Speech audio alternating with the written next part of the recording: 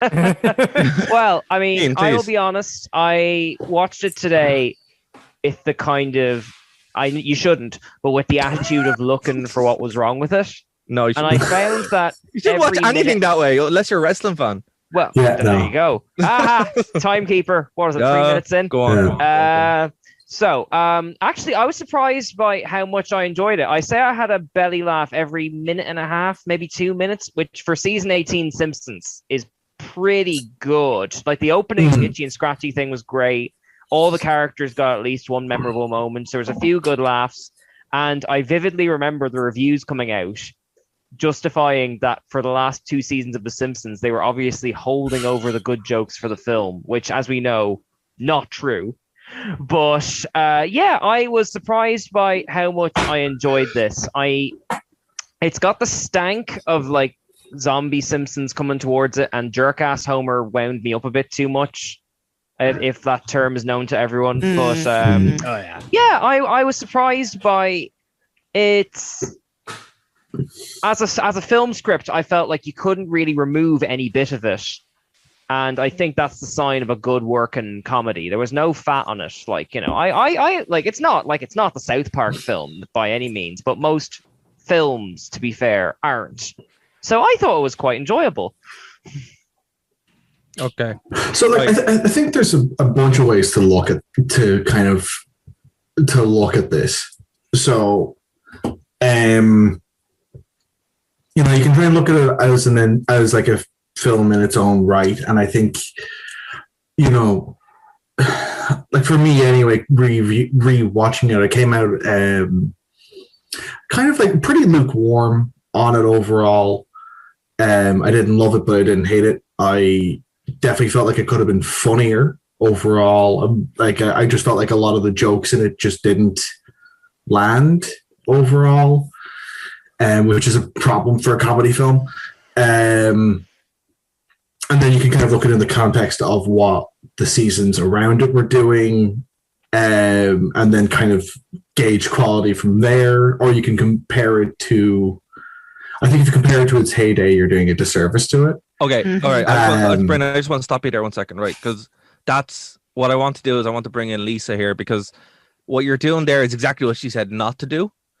Which I'm saying there's multiple ways you can compare it. The way I compared it when I first watched it, the way I compared it when I first watched it was I was going, well, is it going to be funnier than the Family Guy movie? Okay. It wasn't. Was it going to be funnier than the South Park movie? It wasn't.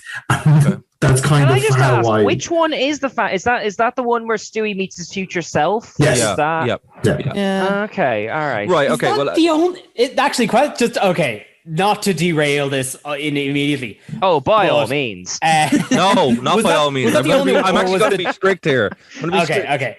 Just on that Family Guy, was that the only one, or did Family Guy have like extended? It had extended episodes, yeah. Yeah, they were never movies, which though. was also the other thing I kind of thought of when I was watching this, is that it's such a weird outlier, and I'm surprised The Simpsons didn't tap into it more. Yeah.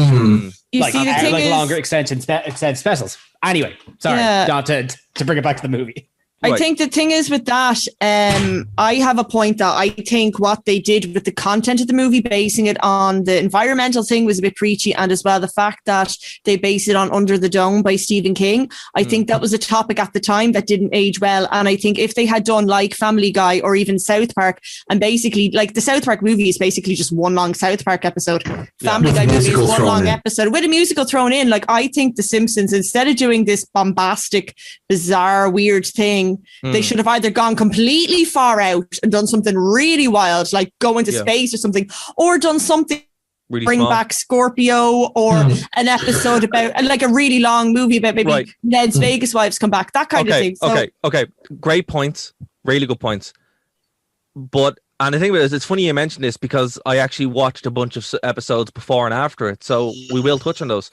Because you like suffering. No, before I do that though, Lisa, I want to give you the floor here to spell out the appeal of this movie. Because you know, this isn't setting you up. This is literally like, I just want to know somebody who actually like enjoys, because it will make sense when I give my thoughts on it. But go for it. Go on. Okay, so I enjoyed it because it's basically kind of like disbelief suspension. I took it at face value. Because I remember when I saw it when it first came out, I was like, that's rubbish. I don't like that. But then years later, we watch it regularly around Christmas time. And we even watch it over Easter sometimes. We'll throw it on because it's like light, fluffy content. It's not particularly challenging or threatening. It's enjoyable. There, like Cian said, there are belly laughs and we take it at face value. And like I've been saying, you're not judging it as, is this a good movie? If you took, say, the brand of The Simpsons out of it and there was just a random movie about the stuff happening in it, wouldn't work as a movie at all. Only makes sense within the context of The Simpsons. And I don't like Homer in it. I think there's a lot of very uncomfortable things in it with Homer and Marge, Homer and Bart, stuff like that. There's still laughs in it. Kissing the pig. Hey, you leave Spider Pig alone. The love between a man and his pig is pure.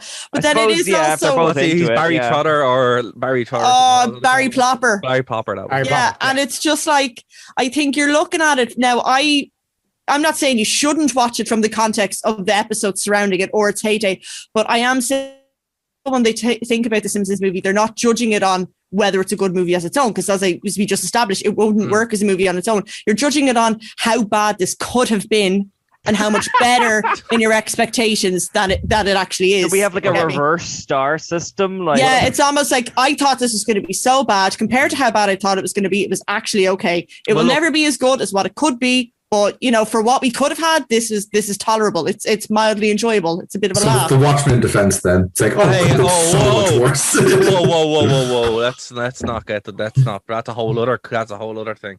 That's the next episode. Zach can do nothing wrong, okay? Leave Zach alone. And the next 4 episodes after that. Zach can do a little wrong. It's also the Lord of the Rings defense, by the way. Okay, all right. This could have been so much worse. Okay, time, people, time. Okay, whoa. Let's bring it back. Bryn, can you turn yourself down a tiny bit there? Yeah. Just a little bit. Thank you very much. All right. Oh, he's complete. Don't move, Bryn. Your face is back. There you go. He's back. He turned the volume down and it fixed him. Okay. Too loud for 3 dimensions. Lisa stumbled into the second dimension. Lisa, that makes an awful lot of sense. And what you said, and I do think it's probably the most. It's extremely generous. It sounds a bit Stockholm syndrome. Stockholm syndrome, yeah. To me a little bit. But I do appreciate where you're coming from, and you know what, I was watching it with the same way in mind. I actually agree more with you than I agree with any of the other guys. And the reason why is because there is actually a fantastic 30 minutes in this movie. That's an hour and a half. And I say this, and I'm on Lisa's side. I'm on Lisa's side too. I thought you were team negativity. No. The half an hour that's in it is amazing. Right, and there actually are a bunch of belly laughs in it, and there's some really good jokes. Like some of my favorite Simpsons jokes outside of the golden era are in this. And some of the stupid ones as well. I love the one, you know, where they're drawing the car, they're going through they're getting gas, and Bart does the sketch, and then they arrest them. That's hilarious. I love the rock in a hard place, and it's literally like a bar called the hard place. There's stuff like that that's really clever, and I really appreciate it. But then, you know what it is? It's the same with there's a bunch of movies like this. Captain America: The First One's the same for me, where it dies in the middle. This movie just dies in the middle. Well, I think like if we can kind of get into it, definitely my biggest problem. Okay, so sorry. No, it's okay. It's all right. So here's what we're gonna do, right? Because again, we're gonna properly dive into this and do it properly. And you know, this is really hard for us because this isn't a show that follows a format. So, you know, we're trying. We're trying. Okay, so this movie was released in 2006.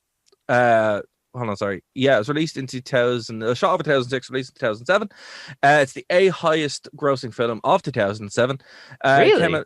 It came out on July the 21st and first premiered in Springfield, Vermont.